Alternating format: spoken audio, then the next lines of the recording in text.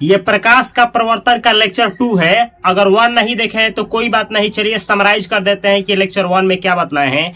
बतलाया है कि प्रकाश किसे कहते हैं। तो प्रकाश वह माध्यम है जिससे हम लोग कोई भी वस्तु को देखते हैं। बस इतना ही आप लोगों को जानना है। प्रकाश का कुछ गुण विशेषता बतलाए थे, जैसे बतलाए थे प्रकाश का चाल सबसे अधिक निर्वात में होता है। कितना होता है तो 3 × 10⁸ मीटर प्रति सेकेंड होता है। प्रकाश सीधी रेखा में गमन करती है। प्रकाश जब भी कहे तो सूर्य का प्रकाश, सनलाइट आप समझेंगे। प्रकाश कितने रंगों का मिश्रण है तो 7 रंगों का मिश्रण है, जिसे बैजानी पिनाला कहा जाता है। आपको डिटेल में बतलाए हैं। प्रकाश जो है उसमें कौन सा विटामिन पाया जाता है तो विटामिन डी पाया जाता है। प्रकाश एक ऊर्जा का रूप है। बतलाया है प्रकाश में द्वैत गुण पाया जाता है, यानी प्रकाश जो है कण के रूप में फोटोन है और तरंग के रूप में विद्युत चुंबकीय तरंग है। आपको बतलाए है प्रकाश जो है अनुप्रस्थ तरंग भी है। इतना जानकारी दिए थे और बतलाए थे प्रकाश का जो चाल होता है सबसे ज्यादा किसमें होता है, निर्वात में होता है, उसके बाद हवा में होता है, उसके बाद जल में होता है, उसके बाद आपको कांच में बतलाए थे और उसके बाद आपको कांच के बाद हीरा में बतलाए थे। सबसे कम चाल किसमें होता है तो हीरा में होता है। और आपको हम बतलाए थे कि प्रकाश जो है अलग अलग माध्यमों में इसका चाल अलग अलग होता है, यानी भिन्न भिन्न माध्यमों में इसका चाल भिन्न भिन्न होता है। बतलाए थे कि प्रकाश को समुद्र में भेजिएगा, अगर समुद्र की गहराई में भेजिएगा तो 200 मीटर तक ये गहरा तक जाता है प्रकाश जो है ये सूर्य से निकलकर पृथ्वी तक आने में 8 मिनट 16 सेकंड का समय लगता है। आपको ये भी बतलाए थे कि सूर्य जो है इस धरती का सबसे बड़ा प्रकाश का स्रोत है और ऊर्जा का भी स्रोत है। इतना ही नहीं, बतलाए थे कि पृथ्वी और सूर्य के बीच की जो दूरी है 15 करोड़ किलोमीटर है। कभी ऑब्जेक्टिव में आ जाते हैं।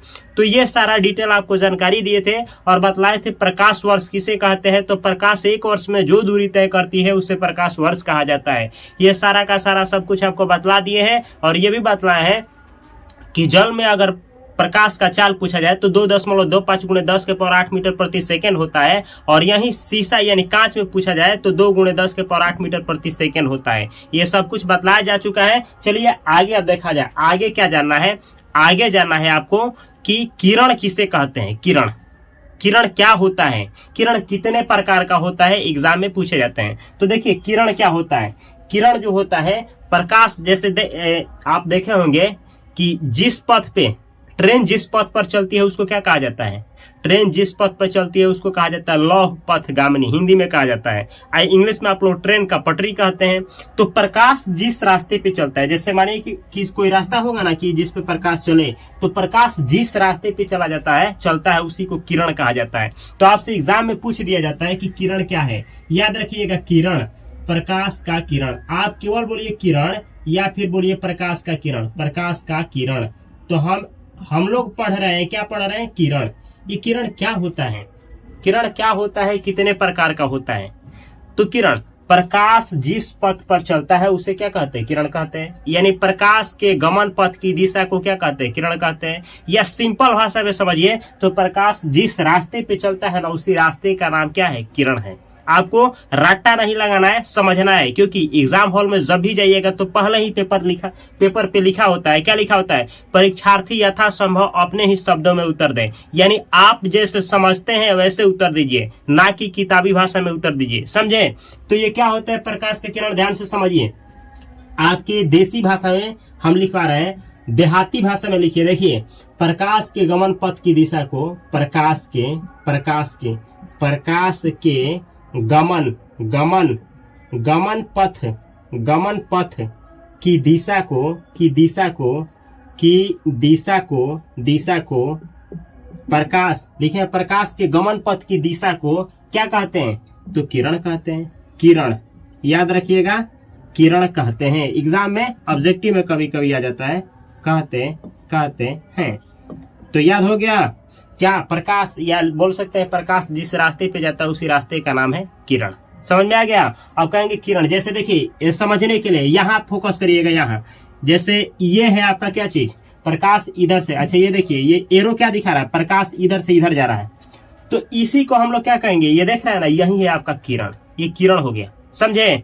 अब ये तो हुआ आपका किरण, एक है तो किरण हो गया। लेकिन किरण जानते हैं बहुत सारी, जब ऐसे ही इसके साथ में एक और लीजिए, एक और आ गया, एक और आ गया। अब ये क्या, इसका नाम हम लोग किरण देंगे। ये सब किरण है, बतलाइए सब ये किरण है? बिल्कुल नहीं, ये किरण नहीं है, इसका लंबाई समान है। तो क्या ये तीन है यहाँ पे, तीनों को किरण ही कहेंगे? बिल्कुल नहीं, एक है तब तो किरण है, लेकिन एक से अधिक हुआ तो इसको हम लोग क्या कहेंगे? किरण पुंज या प्रकाश पुंज। यानी किरणों के समूह को किरण पुंज या प्रकाश पुंज कहते हैं। जब एक था तो किरण नाम दिए, एक से अधिक हो गया यानी किरणों का समूह हो गया तो उसको हम लोग किरण ना कह करके किरण पुंज या प्रकाश पुंज कहेंगे। तो यहाँ एक प्यारा सा नोट लिख लीजिए, एक प्यारा सा नोट लिखिए कि किरणों के समूह को किरणों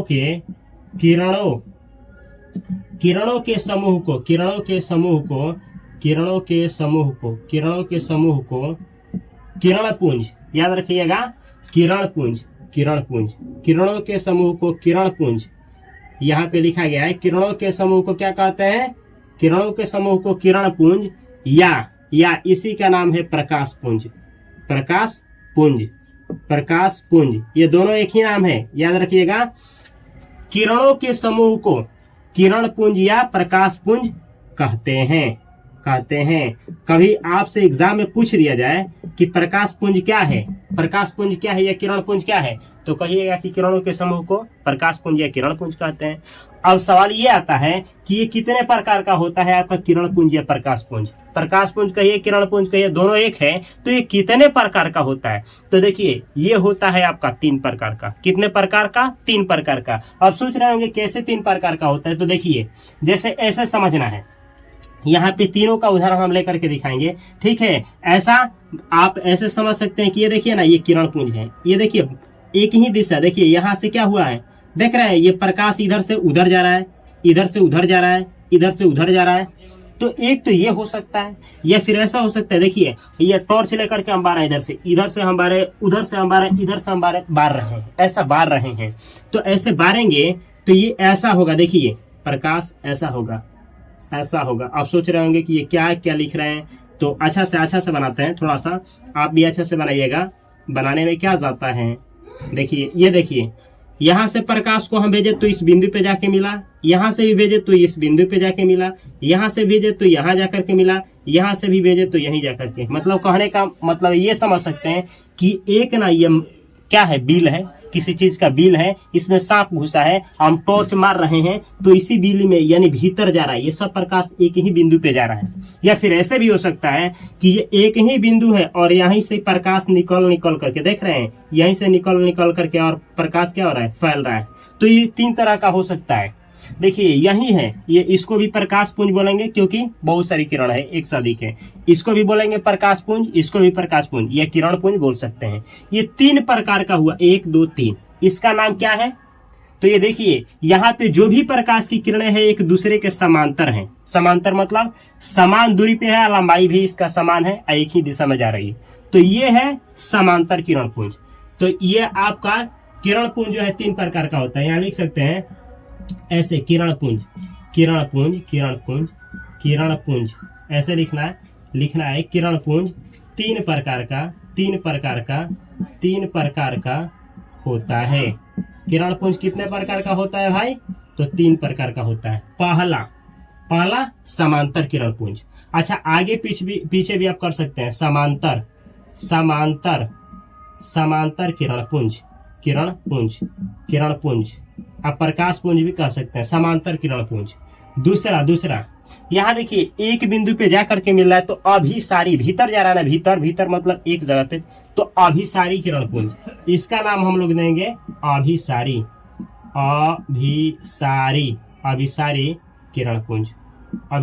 किरण पुंज। तो ये हुआ आपका अभिसारी किरण पुंज, ये किरण पुंज है।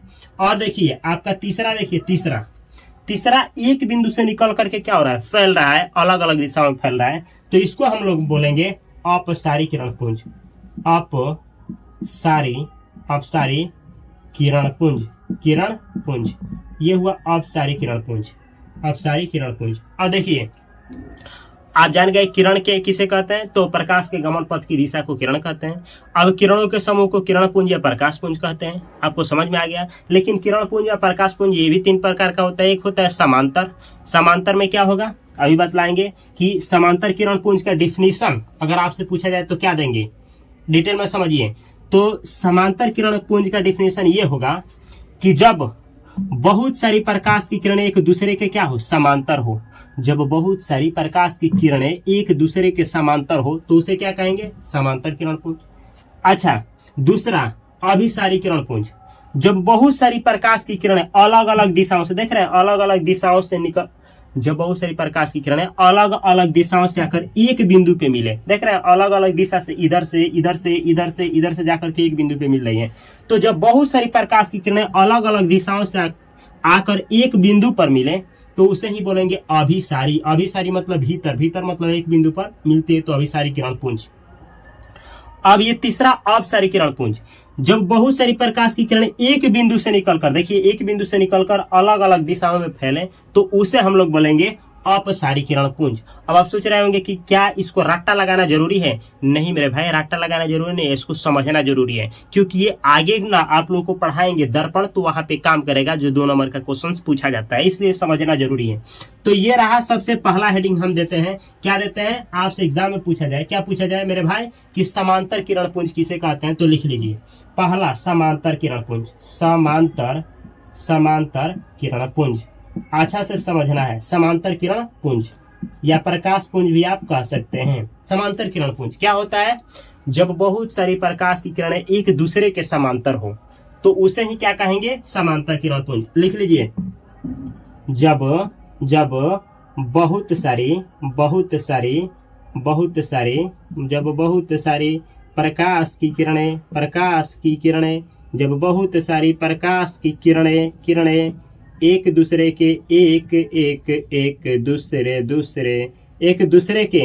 जब बहुत सारी प्रकाश की किरणें एक दूसरे के क्या हो भाई, समांतर हो, एक दूसरे के समानांतर हो।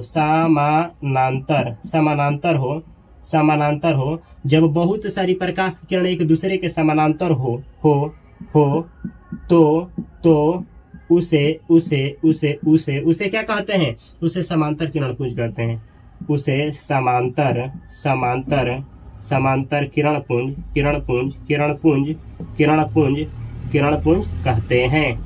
कहते हैं। तो ये रहा डिफिनीशन। अब जैसे में पूछा जाए तो जैसे में आप क्या बतलाएंगे? जैसे में अगर आपसे पूछा जाए तो जैसे में देखिए, जैसे में ये वाला उदाहरण, तो जैसे में आप क्या करेंगे, जैसे में ये चित्र को आप लोग इसके नीचे उतार लेंगे। अब दूसरा क्या बचा है मेरे भाई? अभिसारी किरण पुंज। अभिसारी किरण पुंज किसे कहते हैं? तो सेम ऐसे ही अभिसारी किरण पुंज किसे कहते हैं? तो समझ जाइए, जब बहुत सारी प्रकाश की किरणें अलग अलग दिशाओं से, देखिए, इधर से आएगी, अलग अलग दिशाओं से आकर के एक बिंदु पर मिलेगी तो उसे हम लोग नाम क्या देंगे? अभिसारी किरण पुंज। तो लिखिए, हमारे साथ लिखिए, अभिसारी किरण पुंज। अभिसारी किरण पुंज, अभिसारी किरण पुंज, अभिसारी किरण पुंज। देखिए डिफिनीशन क्या होगा? जब बहुत सारी प्रकाश की किरणें अलग अलग दिशाओं से आकर एक बिंदु पर मिले तो उसे हम लोग अभिसारी किरण पुंज कहते हैं। देखिए मेरे साथ, जब बहुत सारी प्रकाश की किरणें प्रकाश की यहाँ देखिए, प्रकाश की छूटा है, सॉरी, यहाँ पे की लगा लीजिएगा। प्रकाश की किरणें, जब बहुत सारी प्रकाश की किरणें अलग अलग, आप भिन्न भी लिख सकते हैं, अलग अलग दिशाओं से आकर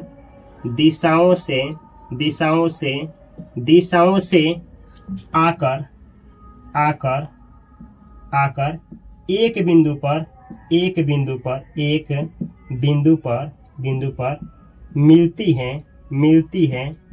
मिलती है तो उसे अभिसारी किरण पुंज, कौन सा? तो अभिसारी किरण पुंज कहते हैं। अभिसारी लिखा गया, अभिसारी किरण पुंज। आप प्रकाश पुंज भी लिख सकते हैं, उसमें दिक्कत नहीं है। अभिसारी किरण पुंज कहते हैं। तो ये हुआ आपका। अब जैसे देना बहुत जरूरी है मेरे भाई, जैसे। अब जैसे में चित्र कौन सा बनाएंगे? तो ये देखिए, ये वाला अच्छा से आप बनाइएगा, प्यारा से आप बनाइएगा, कहाँ, इसके जैसे में, समझे। मेरे पास जगह नहीं है इसीलिए ऐसा कर रहे हैं। इसमें क्या हुआ, अलग अलग दिशा से प्रकाश की किरण आई है और आकर के एक बिंदु पे क्या हो रही है, मिल रही है। ऐसे समझ सकते हैं। याद कैसे रहेगा, अगर सांप मानिए कि भीतर है, कहाँ, बिल के भीतर है, बहुत लोग घेर करके खड़े हो जाए, अलग अलग दिशा से टॉर्च बारे, तो कहाँ जाएगा, भीतर बारेंगे सब लोग, भीतर, तो भीतर बारेंगे तो भी किस में आ रहा है, अभिसारी में। तो याद रखिएगा, जब प्रकाश की किरणें अलग अलग दिशाओं से आकर के एक बिंदु पर मिले तो उसे ही हम लोग बोलेंगे क्या बोलेंगे, अभिसारी किरण पुंज। अगला है आपका मेरे दोस्त, अगला है आपका अपसारी किरण पुंज। तो अपसारी किरण पुंज को समझने के लिए चलिए इसको मिटाते हैं और मिटा करके आपको बतलाते हैं कि ये अपसारी किरण पुंज होता क्या है। सबसे पहले आप लोग अगर समझ गए हैं तो कमेंट बॉक्स में कमेंट करिए कि हमको समझ में आ गया है, और बतलाइए मेरे साथ, अगर ये दोनों आप लोग समझे हैं तो क्या है, किसे कहते हैं, एक बार रिवीजन करिए मेरे साथ कि समांतर किरण पुंज किसे कहते हैं। देखिए, जब बहुत सारी प्रकाश की किरण एक दूसरे का समांतर होगा तो उसे हम लोग क्या कहेंगे, उसे हम लोग कहेंगे समांतर किरण पुंज। सेम ऐसे ही अभिसारी किरण पुंज किसे कहेंगे, तो जब बहुत सारी प्रकाश की किरणें अलग अलग दिशाओं से आकर के एक ही बिंदु पर क्या होगा, मिलेगी, तो उसको हम लोग क्या नाम देंगे, उसको हम लोग नाम देंगे आपका अभिसारी किरण पुंज। लेकिन अब बचा है आपका तीसरा कौन सा है, अपसारी किरण पुंज। तो अपसारी किरण पुंज किसे कहते हैं, चलिए देख लीजिए अपसारी किरण पुंज। तो आपको समझाए थे कि अपसारी किरण पुंज किसे कहते हैं। इसमें क्या होगा, तो इसमें होता क्या है कि इसमें एक ही बिंदु से प्रकाश की बहुत सारी किरणें निकल करके अलग अलग दिशाओं में फैलेगी। डिफिनेशन क्या होगा, जब बहुत सारी प्रकाश की किरणें एक ही बिंदु से निकलकर अलग अलग दिशाओं में फैलती है तो उसे अपसारी किरण पुंज कहते हैं। मेरे साथ लिख लीजिए, अपसारी किरण पुंज जब बहुत सारी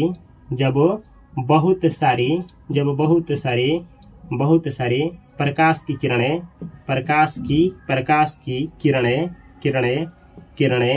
जब बहुत सारी प्रकाश की किरणें एक ही बिंदु से निकलकर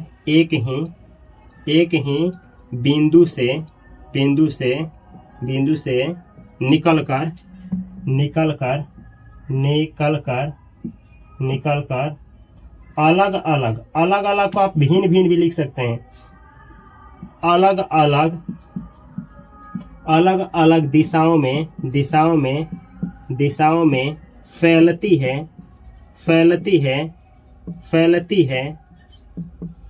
है तो उसे क्या कहते हैं, तो उसे अपसारी किरण पुंज कहते हैं। तो उसे अपसारी किरण पुंज अपसारी किरण पुंज कहते हैं। अब जैसे में मेरे भाई ऐसा ड्राइंग बनाइएगा, जैसे देखिए कैसे, अपसारी में ये ऐसे कर लीजिएगा, ऐसे एक बिंदु है, इधर भी खींचिए, इधर भी खींचिए, इधर भी खींचिए, जिधर मन उधर खींचिए, आप लोग देख रहे हैं। और ये देखिए ऐसा करिएगा कि ऐसा ऐसा करने का मतलब क्या, ऐसा ये तीर है, तीर मतलब यहाँ से निकल करके अलग अलग दिशाओं में जा रही है। तो ये रहा आपका अपसारी किरण पुंज। एक बार समझिए, किरण किसे कहते हैं, तो प्रकाश के गमन पथ की दिशा को किरण कहते हैं। बहुत सारी किरणों के समूह को किरण पुंज कहते हैं या प्रकाश पुंज कहते हैं, या 3 प्रकार का होता है। समांतर किरण पुंज, जब बहुत सारी प्रकाश की किरणें एक दूसरे के समांतर हो तो समांतर किरण पुंज। अभिसारी किरण पुंज क्या है, तो जब बहुत सारी प्रकाश की किरणें अलग अलग दिशाओं से आकर एक बिंदु पर मिलेगा, अभिसारी किरण पुंज नाम देंगे। और अपसारी किरण पुंज, जब बहुत सारी प्रकाश की किरणें एक बिंदु से निकलकर अलग अलग दिशाओं में फैलेगी तो उसको हम लोग क्या कहेंगे, अपसारी किरण पुंज कहेंगे। ये है आपका किरण पुंज। अब चलिए देखा जाए, ये किरण पुंज तो हुआ समाप्त, कभी कभी एग्जाम में आ जाता है। अब चलिए देखा जाए, अगला टॉपिक आपका है क्या चीज, अगला है पारदर्शी पदार्थ, अपारदर्शी पदार्थ, परभासी पदार्थ। जहां से सवाल आते हैं तो उसको भी अच्छा से समझा जाए। तो देखिए, ये है पारदर्शी, अपारदर्शी, और ये है आपका परभासी पदार्थ। क्या होता है, अगर जानते हैं तो कमेंट बॉक्स में कमेंट करिए, नहीं जानते हैं तो कोई बात नहीं, हम है ना आपका दोस्त, आप लोगों के सामने है, बढ़ाने की बात नहीं। पारदर्शी पदार्थ देखिए, पहले समझ जाइए, उसके बाद एक एक करके खोपड़ी में डाल देंगे। पारदर्शी से आपको नहीं समझ में, पार हो जाएगा मतलब पारदर्शी है। पार हो जाएगा इसका मतलब पारदर्शी है। अपारदर्शी, पार नहीं होगा इसका मतलब क्या, अपारदर्शी है। पार होगा भी या नहीं होगा भी तो ये परभासी है। अब ये पार होगा नहीं होगा, ये क्या हम बीमारी ला दिए, समझिए, टेंशन मत लीजिए। देखिए, पदार्थ, कुछ ऐसे पदार्थ होते हैं ना कि जैसे कुछ ऐसे पदार्थ होते हैं कि उस पदार्थ में क्या करिएगा, उस पदार्थ पे प्रकाश डालिएगा तो डालने के बाद क्या होगा, उस पदार्थ को होते हुए भी प्रकाश आर पार हो जाएगा, आर पार।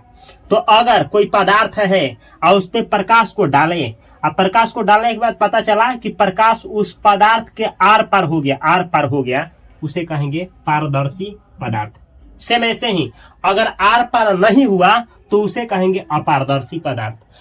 थोड़ा सा पार हुआ, थोड़ा सा पार नहीं हुआ, मतलब हल्का फुल्का जिसे आप कहते हैं, तो उसको कहेंगे पारभासी पदार्थ। अब समझ में नहीं आया तो टेंशन मत लीजिए। देखिए सूर्य का प्रकाश आपके पास चल कर के आ जाता है, कहां से आता है, हवा से। तो अब हवा के देखिए, हवा होते हुए भी, बीच में हवा है फिर भी हम लोगों के पास आ गया, तो हवा क्या हुआ, पारदर्शी पदार्थ हुआ। शीशा देखे, शीशा, शीशा में आप क्या करिएगा, प्रकाश को भेजिएगा। शीशा देखिए, आप देखे होंगे कि शीशा के अंदर मछली रहती है कोई कोई, और शीशा में क्या करेगा, प्रकाश को जब ऐसे बारिएगा शीशा पे तो मछली डर जाती है। तो प्रकाश जो है शीशा के आर पार कर दिया, तो शीशा भी किसका उदाहरण हुआ, पारदर्शी पदार्थ का। अच्छा, स्वच्छ जल आप देखे होंगे, साफ जल, साफ सुथरा जल जिसमें मछली रख दी जाए। और स्वच्छ जल में क्या करिएगा, प्रकाश को जब डालिएगा तो प्रकाश स्वच्छ जल में आर पर हो जाएगा, तो स्वच्छ जल भी किसका उदाहरण हुआ, आपका पारदर्शी पदार्थ का। अपारदर्शी, अरे ऐसा पदार्थ जिसमें आर पर ना हो। जैसे अब दीवार है, यहाँ देखिए ना, बोर्ड है, हम इस पे ला करके टॉर्च मार दिए तो क्या टॉर्च का जो प्रकाश है आर पर कर देगा दीवार को। अगर आप ऐसा सोचते हैं तो आप साइंटिस्ट हैं, नहीं, ऐसा नहीं होता है। आपको हम खड़ा करा दिए और खड़ा करा करके आप पे हम टॉर्च मार दिए, क्या होगा, प्रकाश आपको छेद करके निकल जाएगा, आर पर हो जाएगा। नहीं, ऐसा नहीं होता है, ऐसा नहीं होता है, समझे। तो आप हो गए अपारदर्शी पदार्थ। ये जितना ईंट पत्थर दुनिया देख रहे हैं, ये सब क्या, ये आप बोर्ड देख रहे हैं, ये सब अपारदर्शी पदार्थ।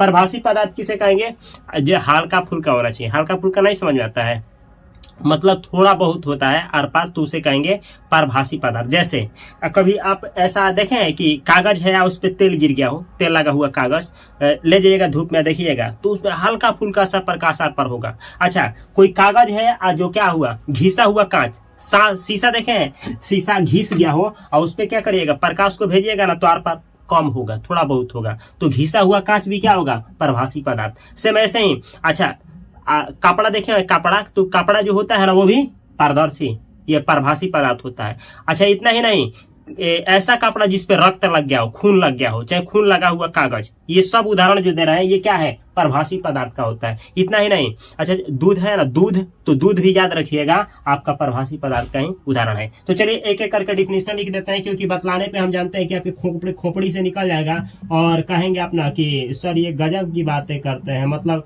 कुछ भी मतलब कुछ भी। अरे नहीं भाई, क्या पारदर्शी पदार्थ, पारदर्शी पदार्थ क्या होता है, तो ऐसा पदार्थ जिसके आर पार आसानी से प्रकाश हो जाए उसे पारदर्शी पदार्थ कहते हैं। अच्छा से लिख लीजिए डिफिनेशन, वैसा पदार्थ, वैसा कैसा, वैसा पदार्थ, वैसा पदार्थ जिसके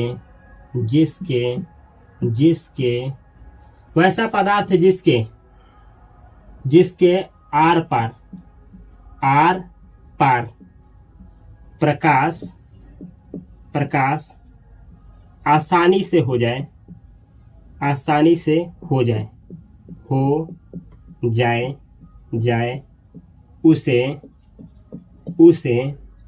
उसे पारदर्शी पदार्थ कहते हैं। पारदर्शी पदार्थ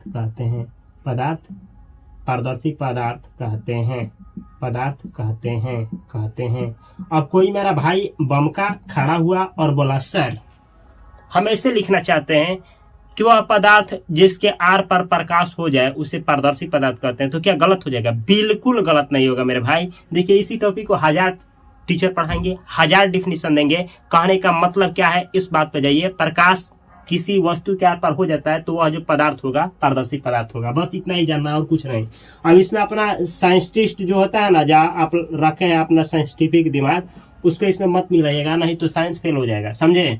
अब जैसे में लिख लीजिए स्वच्छ जल। कौन सा जल? स्वच्छ जल। आपको दे दिया जाए, पूछा जाए कि स्वच्छ जल किसका उदाहरण है, तीनों में से तो याद रखिएगा पारदर्शी का, स्वच्छ जल। वायु किसका उदाहरण है मेरे भाई? वायु किसका उदाहरण है?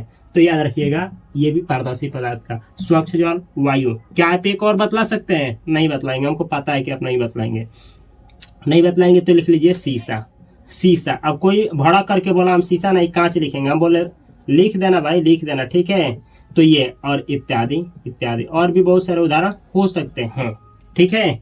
तो ये रहा आपका पारदर्शी पदार्थ। अगला देखिए, अगला आपका है अपारदर्शी पदार्थ। ये क्या होता है अपारदर्शी? अपार, देख रहे हैं, अपार मतलब नहीं होगा पार। अपारदर्शी पदार्थ मतलब ऐसा पदार्थ, कैसा पदार्थ? ऐसा पदार्थ जिसके आर पर प्रकाश न हो, उस पदार्थ को अपारदर्शी पदार्थ कहते हैं। लिख लीजिए, वैसा पदार्थ, वैसा पदार्थ, वैसा पदार्थ, वैसा पदार्थ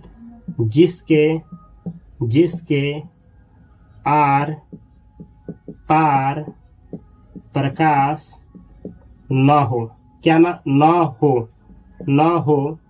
उसे क्या कहते हैं? उसे अपारदर्शी पदार्थ कहते हैं। उसे अपारदर्शी पदार्थ कहते हैं।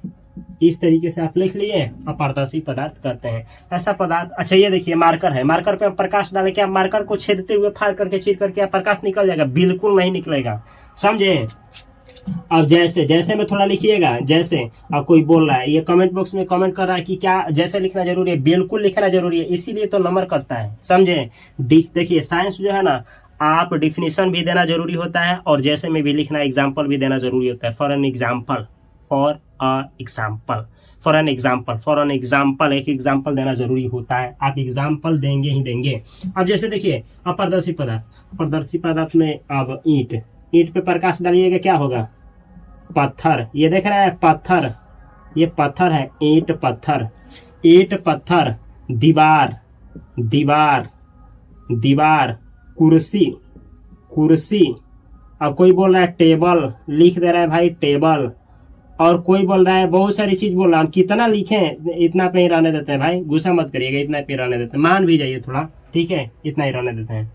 और बचा आपका परभाषी। क्या बतलाएंगे परभाषी पदार्थ? अगर बतला सकते हैं तो बतलाइए। पारभाषी, ये है आपका पारभाषी पदार्थ। परभाषी ये पदार्थ लिखा गया है, ठीक है। परभाषी पदार्थ किसे कहेंगे? वह पदार्थ जिससे होकर प्रकाश अंशतः, अब अंशतः क्या बोल दिए? अरे वह पदार्थ जिससे होकर प्रकाश हल्का फुल्का आर पार हो। हल्का फुल्का आप समझ जाएंगे, और वहीं अंशतः कहेंगे ना तो आपका दिमाग चक्कर देने लगेगा, हम जानते हैं, ठीक है। अब सोचेंगे कि हम डिफिनीशन कौन सा एग्जाम में लिखने के लिए आएगा, तो ये लिखेंगे। भाई आप हल्का फुल्का भी लिख देंगे ना तो नंबर नहीं कटेगा, लेकिन अगर आप अंशतः लिखते हैं तो बहुत बेहतर है, समझे। देखिए, वैसा पदार्थ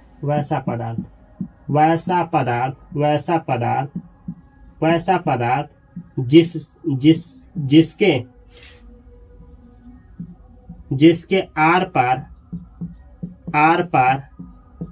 प्रकाश, वैसा पदार्थ जिसके आर पार प्रकाश अंशतः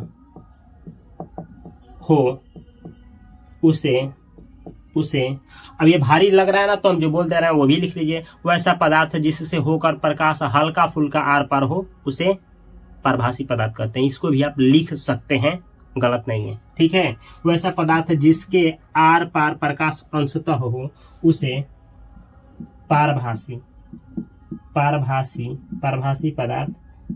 पदार्थ कहते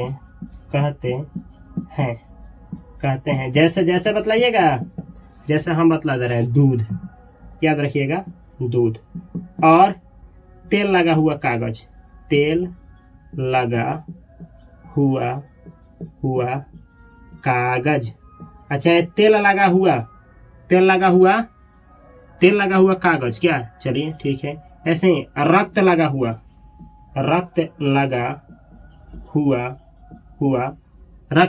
क्या चीज? कागज चाहे कपड़ा। रक्त से लग गया है जिसपे कागज है चाहे कपड़ा, तो भी इसी का उदाहरण है।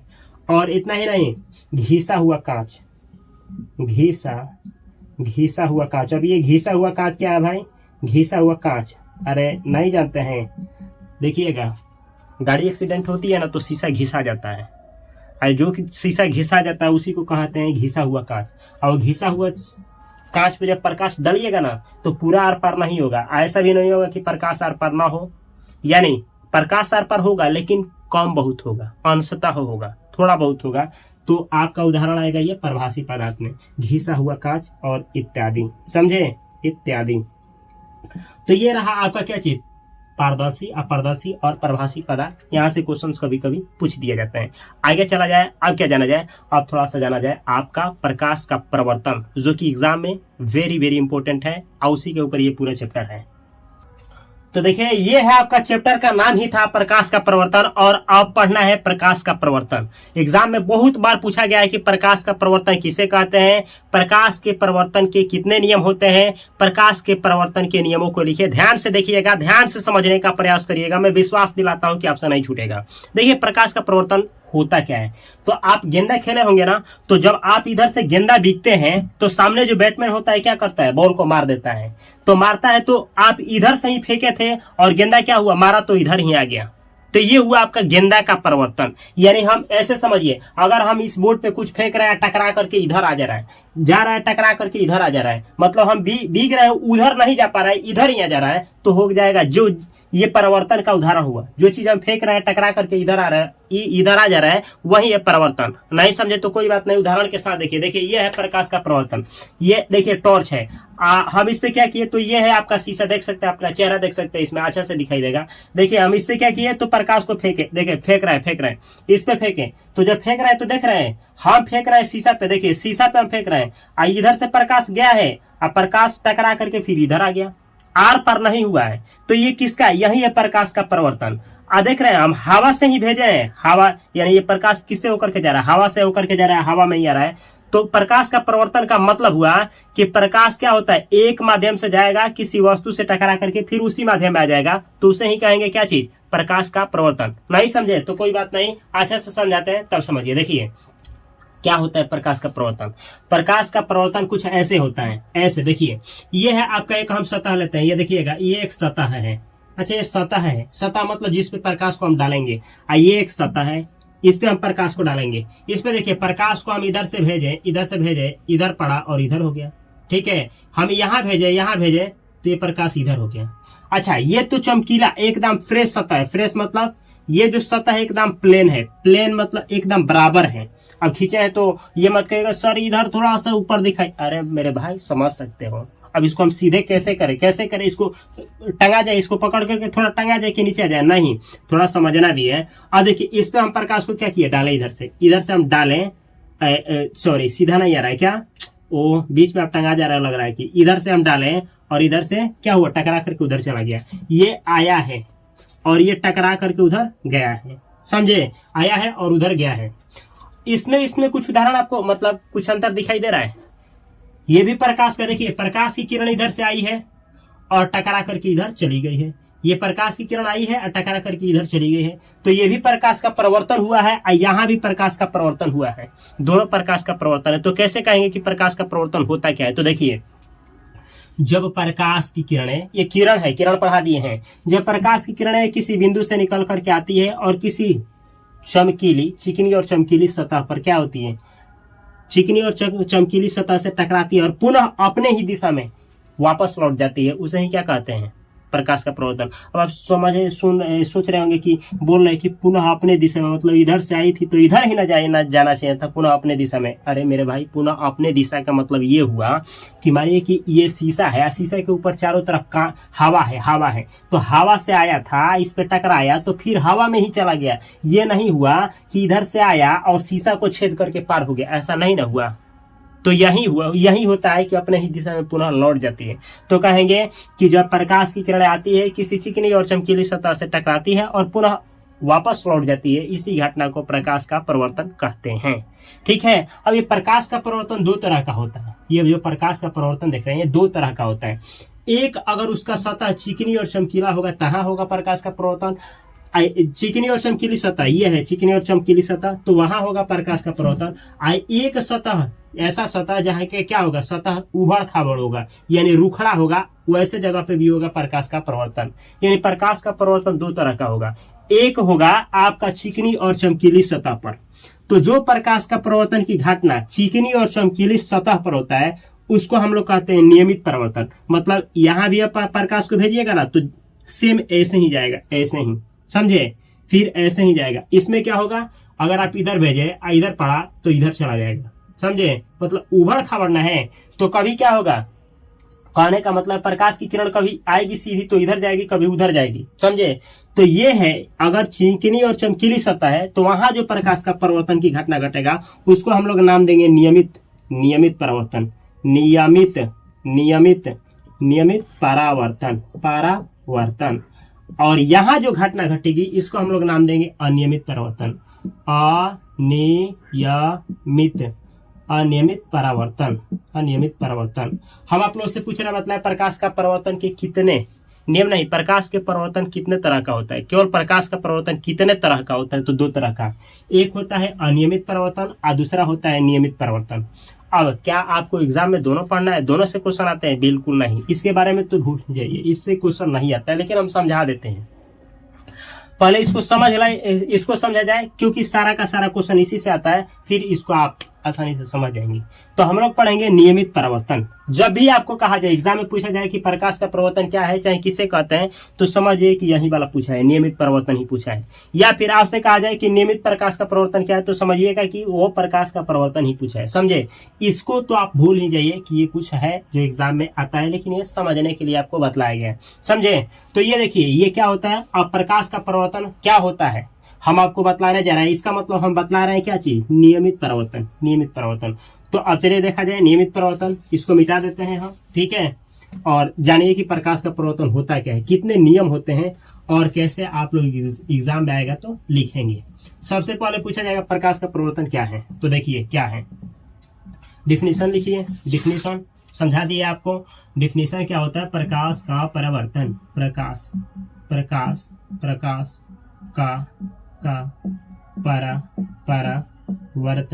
परावर्तन, ये परिवर्तन लिखे हैं, ठीक है, परिवर्तन।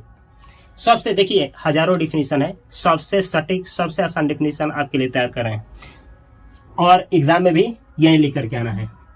देखिए लिखना क्या है, जब प्रकाश की किरणें आती है, किसी समतल सतह से टकराती है और पुनः वापस लौट जाती है, इस घटना को प्रकाश का परावर्तन कहते हैं।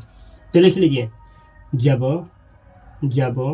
अब इसको लिखवाने का हजारों तरीका है, लेकिन ऐसे ही हम लिखवा रहे हैं जो एग्जाम में आपको नंबर भी दे दे और आप आसानी से समझ भी पाए।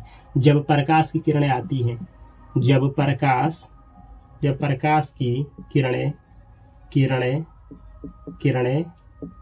आती है, जब प्रकाश की किरणें आती है और किसी चिकनी लिखे हैं, चिकनी और ये लिखा गया, और जब प्रकाश की किरणें आती है और किसी चिकनी और चमकीली सतह से टकराती है, चमकीली सतह से टकराती है और पुनः वापस लौट जाती है, और पुनः वापस लौट जाती है,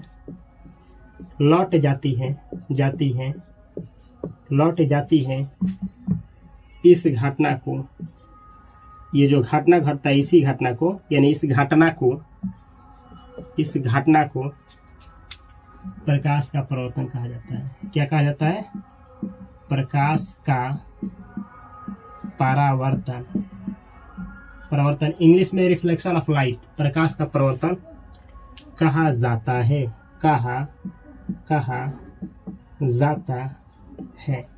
ये होता है प्रकाश का परावर्तन। अब जैसे देखिए, अच्छा से समझना है। ये देखिए, जो डिफिनीशन दिए हैं उसी को समझाएंगे। जैसे में ये आपका चिकनी और चमकीली कोई सतह है, चिकनी और चमकीला सतह है, ये प्रकाश का किरण आता है, यानी आया है, और ये टकरा करके वापस चला गया, ये चला गया है। तो देखिएगा, सुनिएगा, यहाँ से क्वेश्चन आता है तो अच्छे से समझना है। ये जो उदाहरण दिए है ना, यह आपका प्रकाश का परावर्तन का उदाहरण है, लेकिन समझना क्या है। अब ये तो जैसे में आप इतना दिखा सकते हैं कि ये है, अब इसको लिख सकते हैं चिकनी और चमकीला सतह, ये चिकनी और चमकीला सतह है। अब आपसे पूछा जाएगा ना कि प्रकाश के परिवर्तन के कितने नियम होते हैं। नियम, प्रकाश के परिवर्तन के कितने नियम होते हैं। तो प्रकाश के परिवर्तन के मेरे भाई 2 नियम होते हैं। प्रकाश के परिवर्तन के कितने नियम होते हैं? 2 नियम होते हैं। कौन कौन सा नियम होते हैं तो समझा जाए, ठीक है। अब यहाँ पे हम लिख रहे हैं कि प्रकाश के परिवर्तन के 2 नियम होते हैं। यहाँ पे नोट में लिख रहे हैं प्रकाश के परिवर्तन के 2 नियम होते हैं। प्रकाश के परावर्तन के 2 नियम होते हैं। एग्जाम में जब भी पूछा जाए प्रकाश के परिवर्तन के कितने नियम होते हैं तो 2 नियम होते हैं। अब सवाल ये आता है कि प्रकाश के परिवर्तन के 2 नियम होते हैं तो कौन होते हैं। अब ध्यान से समझना है। अच्छा, ये देख रहे हैं, ये तो आपका चिकनी और चमकीली सतह हो गया, चिकनी और चमकीली सतह हो गया। अच्छा, आप इसको बोलेंगे परावर्तक सतह। परावर्तक सतह समझते हैं, जिस पर आप प्रकाश को डालते हैं ना, तो जिस सतह पर पड़ेगा प्रकाश, जिस सतह पर पड़ करके प्रकाश क्या हो जाएगा, वापस जाएगा, उसी सतह को बोलते हैं परावर्तक सतह। तो ये परावर्तक सतह है, जिस पर प्रकाश को डाला गया है, परावर्तित कर दिया, ये परावर्तक सतह है। चाहे चिकनी और चमकीली सतह बोल सकते हैं। अब इस सतह का नाम हम लोग देंगे चिकनी या चमकीली सतह या परावर्तक सतह। ये जो आ रही है किरण, इसका हम लोग क्या नाम देंगे, तो आने वाली किरण को कहा जाता है आपतित किरण। ये मेरे भाई आपतित किरण है, आपतित किरण याद रखिएगा। आपतित अच्छा से समझिए किरण, ये है आपका आपतित किरण, समझना जरूरी है। ये आई है तो इसको हम लोग बोलेंगे आपतित किरण। अच्छा, ये टकरा करके चली गई है, परावर्तित हो गई है, टकरा करके अपने दिशा में गई है, परावर्तित हुई है, तो इसको हम लोग नाम देंगे, क्या देंगे, परावर्तित किरण। परावर्तित याद रखिएगा, ये है आपका परावर्तित किरण, यह है परावर्तित किरण। जो आ रही है उसको आपतित किरण, जो टकरा करके वापस जा रही है उसे परावर्तित किरण। आइए देखिए, दोनों के बीच में ना, दोनों के बीच में हम लोग एक क्या डालें, एक परपेंडिकुलर डालें। परपेंडिकुलर नहीं समझ में आता है तो अभिलंब, लंब डालें, लंब। इन दोनों के बीच में ना एक लंब डालें। लंब मतलब खंभा, एक सीधा सीधी खंभा डाल दिए। इसका नाम हम लोग जानते हैं, क्या देंगे, इसको बोला जाएगा अभिलंब। अभिलंब, ये जानना जरूरी है, समझिए, अभिलंब। अब देखिए ए, तो ये देखिए इन दोनों के बीच में किसमें थोड़ा सा याद रखिएगा, आपतित किरण ये है ना और ये अभिलंब है। इन दोनों के बीच में एक कोण बनेगा। इन दोनों के किसके बीच में बन रहा है भाई, आपतित किरण और अभिलंब के बीच में एक कोण बन रहा है। इस कोण को बोलेंगे कोण आई। कोण आई यानी इसको हम लोग बोलेंगे आपतन कोण। आपतित किरण और अभिलंब के बीच में आपतन कोण बनेगा। आपतित किरण से जो कोण बनता है आपतन कोण होता है। तो ये है आपतन कोण, आ प त अन, आपतन कोण। इस कोण को, जो कोण आई लिखे है ना, इसको हम लोग कहेंगे क्या चीज, आपतन कोण। एक बार और, आपतित किरण और अभिलंब के बीच में जो कोण बनता है उसको आपतन कोण कहते हैं। आपतन कोण को किससे दिखाया जाता है, तो कोण आई से। यहां भी तो कोण बनेगा इसके बीच में, ये परावर्तित किरण है और अभिलंब है, इसके बीच में जो कोण बनेगा उसको क्या हम लोग क्या बोलेंगे, कोण आर। हिंदी में क्या बोलेंगे, तो परावर्तन कोण। कौन सा कोण, परावर्तन। ये परावर्तन है और कोण है, परावर्तन कोण। परावर्तन कोण को किससे दिखाएंगे, कोण आर से। अब समझना है, यहीं से निकल करके आपका ये जो देख रहे हैं ना स्ट्रक्चर डायग्राम जो देख रहे हैं, ये डायग्राम किसका है, तो प्रकाश का परिवर्तन का ये चित्र है। लेकिन यहीं से प्रकाश के परिवर्तन के दोनों नियम को लिखा जाता है।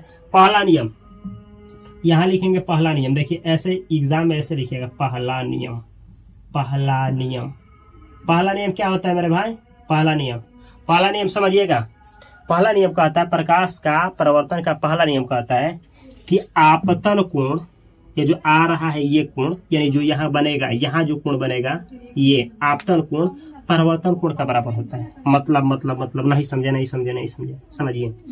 कह रहा है कि अगर चिकनी और चमकीली सतह रखिएगा, अगर आने वाली किरण ना यहाँ पे 60 डिग्री का कोण बनाएगी, तो जो परावर्तन कोण होगा ना वो भी 60 डिग्री का होगा।